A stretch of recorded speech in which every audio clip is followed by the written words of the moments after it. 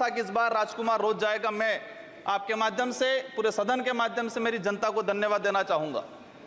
मोदी जी ने कहा था वहां के बड़े बुजुर्गों को कि घर घर जाके राम राम बोल देना और चुनाव जिताना। वहां के बड़े बुजुर्गों ने ठान लिया और कह दिया था, और मेरे माध्यम से और आपके माध्यम से संदेश पहुंचाया है उन तक। मुझे कहा था मोदी जी को कह देना कि देश के आदिवासियों को उजाड़ने का काम पिछले 10 सालों में हुआ है। देश के अंदर धर्म की राजनीति हुई है। देश में 15 लाख रुपए बेरोजगारों को नौकरी देंगे यूं करके 10 साल राज धरती है, संत सुरमाल महाराज की धरती है।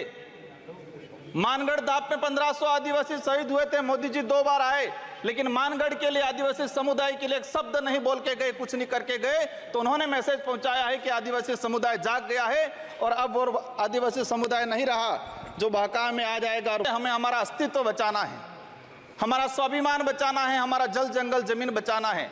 और देखा गया देश के अंदर आदिवासी समुदाय जल जंगल जमीन की बात करता है तो उसको नक्सलवाद का ठप्पा दे दिया जाता है, उसको नक्सलवाद के नाम से मारा जाता है। छत्तीसगढ़ का बस्तर का इलाका हम देखते हैं, 11 साल की बच्ची को मारा जाता है और कहा जाता है कि नक्सलाइट थी।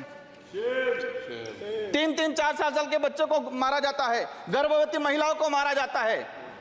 आदिवासियों की, जब भी आदिवासी समुदाय अपने हक अधिकार की बात करता है तो उसको नक्सलाइट का ठप्पा लगाया जाता है।